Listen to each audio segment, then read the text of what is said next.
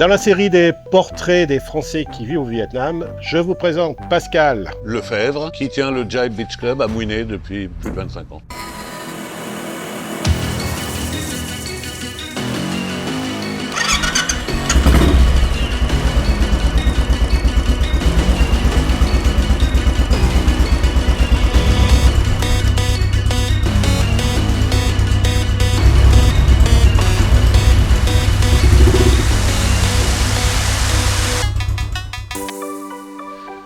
Ça fait combien de temps maintenant que tu es au Vietnam? Ça a fait 30 ans, décembre 2025. Tu es arrivé ici en quelle année alors? 95. Ça fait plus longtemps que moi en tout cas. Je suis arrivé pour 2 ans et puis voilà. Au départ, tu es arrivé ici, tu t'es tout de suite mis à ton compte ou tu n'étais pas à ton compte? Comment ça s'est passé? Qu'est-ce qui t'a fait venir au Vietnam? Le groupe Accor, pour lequel je travaillais en Europe, en Angleterre, en Italie, et je suis arrivé ici avec eux, à Phan Thiet directement, pour démarrer le Novotel Ocean Dune qui existe encore mais qui n'est plus Accor. À cette époque-là, c'était quand même assez difficile de s'installer parce qu'aujourd'hui, je ne sais pas si c'est plus facile aujourd'hui. Moi, j'ai l'impression que c'était plus facile à l'époque que maintenant. À toi de me dire. À l'époque, il y avait déjà Daniel avec le Coco Beach qui avait démarré, mais à l'époque, on pouvait avoir que des joint ventures. Nous, au Novotel, c'était une joint venture aussi. Propriétaire américain et partenaire local qui était le département du tourisme. Pour moi, je crois que c'est plus simple de s'installer aujourd'hui parce que les réglementations, les lois sont accessibles. En 95, on faisait ce que le partenaire nous disait sans pouvoir vérifier si c'était vrai ou pas. C'était plus cow-boy à cette époque-là quand même. Ouais. Je sais qu'au niveau communication, aujourd'hui avec Internet, les choses sont beaucoup plus faciles lorsqu'on veut faire par exemple de la recherche de fournisseurs, alors qu'avant, lorsqu'on devait chercher des fournisseurs... Là, c'était compliqué, parce que nous, quand c'était la fin de la construction de l'hôtel, donc il fallait l'équiper en tous les équipements en fait. Et on était en contact avec des fournisseurs de matériel de restauration à Singapour, des choses comme ça, quoi. C'était un peu compliqué, et puis tout se faisait par fax encore à l'époque, quoi. 95, on n'avait pas d'internet ici.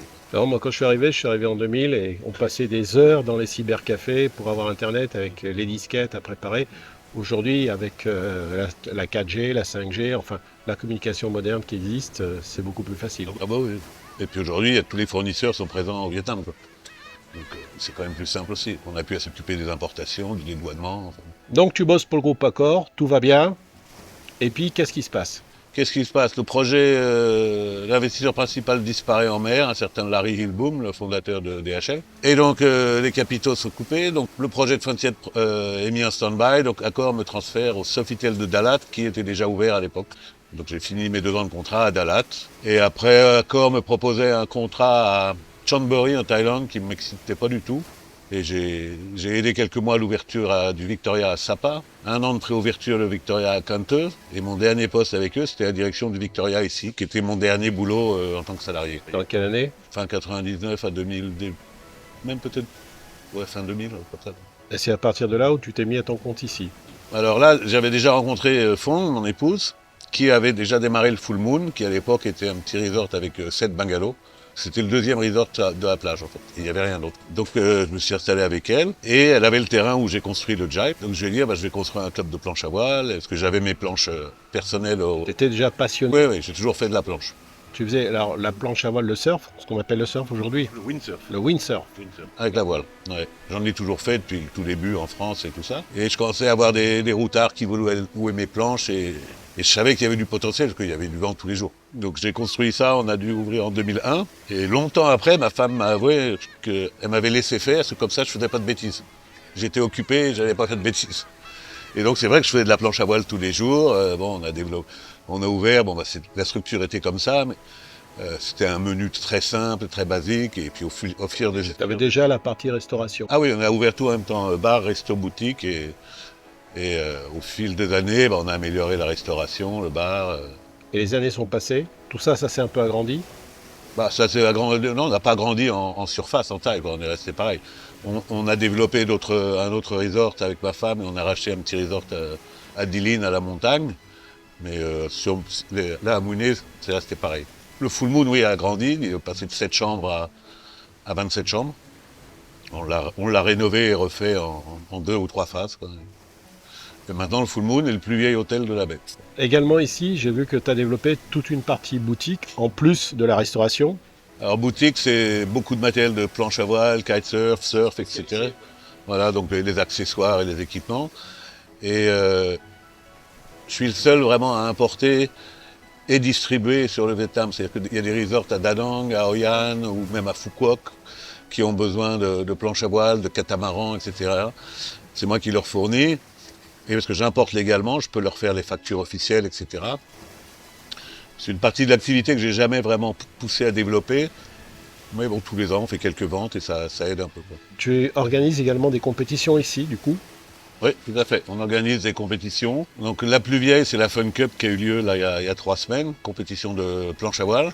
C'était la 25e édition. En 2011, on a hébergé et organisé une étape de la Coupe du Monde de planche à voile. Donc là, c'est du gros, parce qu'il y avait plus de 100 compétiteurs du monde entier.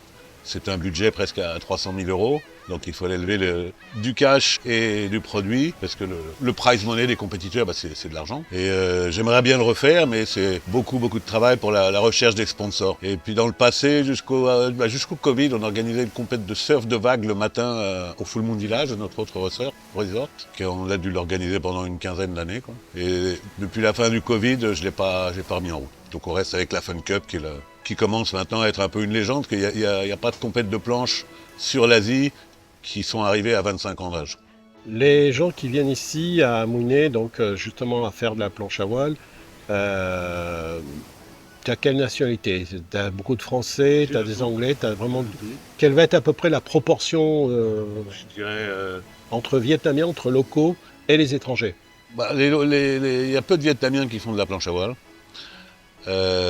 J'ai des Japonais qui viennent régulièrement. Là, j'en ai un qui est là, il est là tous les ans pendant 3 mois. J'ai un bon noyau d'habitués qui, certains restent de novembre à mars, quoi. Donc il reste 4-5 mois à faire de la planche ici, qui viennent tous les ans. Après, on a pas mal d'Européens, surtout la période des fêtes et quand il y a des vacances en Europe, quoi, vacances de Pâques, etc. On a des Américains, on a des Canadiens, Japonais, pas mal de Singapouriens aussi, parce que beaucoup de planchistes à Singapour, mais ils n'ont pas de vent. Et... Ici, en fin de compte, tu as combien de journées par an de vent? Navigable avec le matériel qu'on a ici, 300, 320. Quoi. Ah ouais. Donc avec des jours très forts et des jours moins forts, quoi. Le seul spot qui a plus de vent que nous en Asie, c'est Taïwan. En nombre de jours, ils ont à peu près la même chose, mais ils vont avoir du vent beaucoup plus fort. Par contre, c'est que des plages bétonnées et dans l'hiver, il fait froid. Oui. Donc ici, les gens sont torse nu ou en lycra toute l'année. Et... Pour faire de la moto, je te rassure, c'est idéal ici. Hein. Oui, je sais. L'air n'est pas trop chaud, c'est bien sec, on est... Bah écoute, je te remercie de m'avoir accordé cette petite interview, de raconter un peu ton histoire. On fait des choses qui sont un petit peu rapides, et c'est vrai, parce qu'il y aurait beaucoup de choses. On en a parlé un peu hors caméra, il y aurait beaucoup de choses à dire, évidemment. On invite les gens, je vais mettre le lien à venir te voir quand ils viennent à Mouinet.